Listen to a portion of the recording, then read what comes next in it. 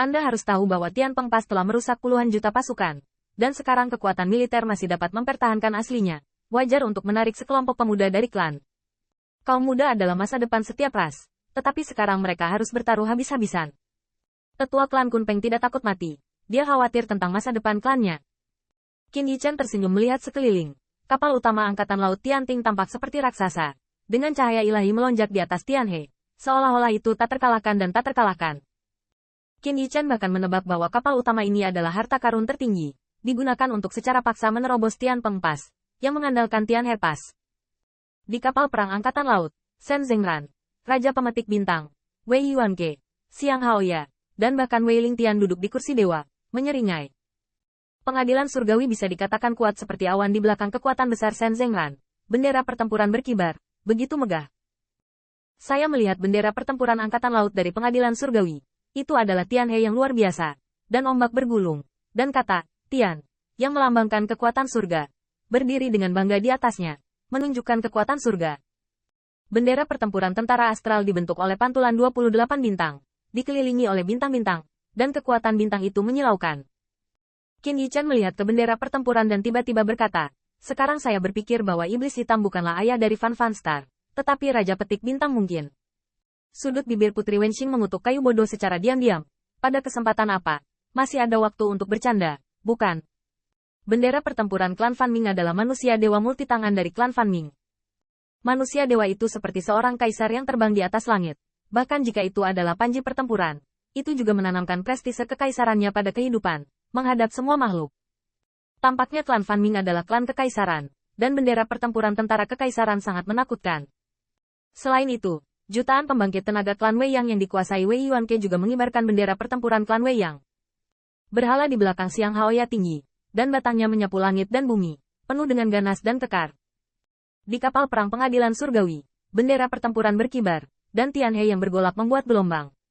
Saya harus mengatakan bahwa kekuatan di balik bendera pertempuran ini saja sudah cukup untuk membuat kaisar dunia bergidik. Qin Yichen mengangkat kepalanya, dan dia bisa melihat lebih dari selusin bayangan ilahi berdiri di atas awan. Bayangan ilahi itu berdiri di luar, menonton dengan tenang, seolah-olah itu milik kaisar dari semua sisi, dan mereka semua mengirim orang kuat untuk memperhatikan pertempuran ini. Peng Yatian, kamu berani muncul. Kedua pasukan itu saling berhadapan jauh, dan Shen Zengran tiba-tiba berdiri. Ada juga baju besi perang di sekelilingnya. Saya melihat bahwa garis baju besi pertempuran tersapu oleh gelombang yang tak terhitung jumlahnya. Itu tampak mengerikan dan suci. Baju perang itu muncul. Dia menginjak sungai Tianhe dan mendominasi sungai Tianhe. Anda menunggu anti pencuri, menyinggung Tianwei. Itu harus dikutuk. Sungguh konyol bahwa lebih dari selusin anti pencuri telah dipenggal oleh Yang Mulia. Tetapi mereka masih hidup, menyedihkan dan sedih.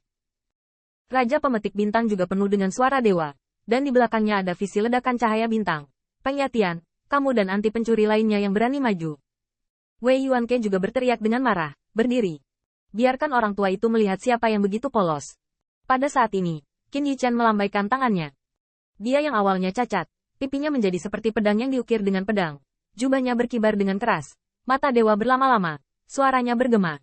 Dia sebenarnya berada di atas Tianhe, menyapu jalan keluar. Gelombang besar pecah. Ini aku. Suara para dewa muncul, dan pedang yang masih tersisa itu mungkin merambah sungai Tianhe, seperti cahaya dingin yang memantulkan laut, bahkan lebih dingin dan parah.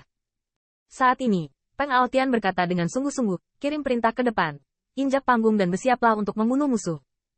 Shao Kun buru-buru berlari ke samping menghadap Tian Pengpas di atas panggung. Dia membungkuk di atas tembok kota yang megah, berteriak dengan keras. Striker menerima perintah. Pergi ke atas panggung. Siap membunuh musuh. Begitu ucapan ini keluar. Jutaan pemain depan dengan pedang di tangan mereka semua tercengang. Tahukah Anda, Panglima Dewa sebelumnya, mengatakan bahwa kedua pasukan itu saling berhadapan. Jika kekuatan langit tiba-tiba bergerak, mereka terlalu berbahaya untuk muncul di atas panggung. Jadi mereka tidak diizinkan untuk mendekat. Faktanya, semua orang tahu apa yang dimaksud Shen Shuai. Setelah dipotong 2 kali oleh murid yang ada itu, mereka tidak diizinkan untuk menonton pertempuran. Jelas, mereka takut akan kegagalan, yang membuat mereka semakin takut. Dan kali ini, Panglima Dewa benar-benar memerintahkan mereka untuk naik ke panggung dan menyaksikan pertempuran. Selain itu, perubahan seperti itu membuat mereka meskipun mereka memutuskan untuk bekerja keras, tetapi tidak berani mengharapkan kemenangan di hati mereka, memicu harapan. Jutaan barisan depan terbang dan dimobilisasi bersama. Tentu saja, Pemandangan ini tidak bisa disembunyikan dari mata puluhan juta pasukan. Selama beberapa waktu, puluhan juta tentara dan jenderal terkejut. Siapa yang menurut komandan begitu yakin? Dan ketika jutaan pionir naik ke atas panggung, yang mereka lihat adalah sepasang pisau yang terhuyung-huyung, ramping, dan punggungnya kokoh. Ini, Jenderal Feng. Jenderal Feng Tianxing Feng di Wen Tiangwan. Jenderal Feng benar-benar datang untuk membantu kita. Jenderal Feng, apakah Anda akan membunuh murid yang ada itu? Setelah melihat ini, Kun Shao berteriak keras, saudaraku, kamu tidak salah. Ini Jenderal Feng yang membawaku untuk membunuh iblis hitam. Seluruh pasukan bersiaga. Ketika Jenderal Feng menebas kepala yang berantakan itu, sudah waktunya aku meninggalkan gerbang untuk membunuh musuh. Jenderal Win ada di sini. Jenderal Feng, kita harus memenggal kepala kekacauan ini. Bagaimanapun, ketika Pengguan tahu tentang pertempuran ini dan bahwa Feng Tianxing akan mengambil tindakan, mereka, yang awalnya putus asa, benar-benar mengangkat tangan mereka dan didorong. Ayo, Jenderal Feng. Tanya Tian Xiongguan, Jenderal Pedang Sihir, pendekar tak tertandingi. Potong langit dan hancurkan bumi. Teriakan itu begitu tinggi sehingga tidak kalah dengan kegembiraan Peng Shaoqing dari klan Kun Peng ketika dia menembak, dan itu bahkan lebih buruk. Kocok drum. Tanda seru. Tanda seru. Boom, boom, boom. Gendang perang itu seperti guntur, mengejutkan segala penjuru, dan itu lebih seperti memukuli hati setiap orang yang kuat. Terlepas dari seberapa banyak fitnah kayu itu, Putri Wen Qing berkata bahwa selama suaminya bermain, dia sendiri yang akan menabuh beduk tersebut. Lawan drum dan kibarkan bendera. Tiba-tiba, Peng Aotian melambaikan tangannya secara pribadi, mengirimkan bendera pertempuran dengan bagian depan Dewa Peng melebarkan sayapnya dan punggung dewa terbang ke langit, dan naik ke angin. Bendera pertempuran Kaisar Ke dari klan Kaisar Ke juga berkibar perlahan, dan burung gagak emas dari klan Wujin ganas, mencabik-cabik dunia. 3 bendera pertempuran. Tidak. Ini adalah 4 bendera pertempuran. Di sebelah Qin Yichen, Feng Jiuman membawa 2 bendera pertempuran sendirian, dengan Yan Huang di satu sisi dan Feng Shui di sisi lain. Kaisar Ke hari ini bukan hanya aliansi 3 ras, tetapi aliansi 4 ras. Nadi Feng Jiuman naik dengan keras, mengibarkan 2 bendera perang, dan dia tidak lupa meneriaki Jian, angkatlah bendera perang Tuan Feng juga. Angin, angin, angin. Tiba-tiba, ada bendera lain berkibar. Ada kata angin di bendera pertempuran, dan aura menakjubkan yang digambarkan oleh kata angin seperti semburan cahaya pedang, menimbulkan langit penuh angin.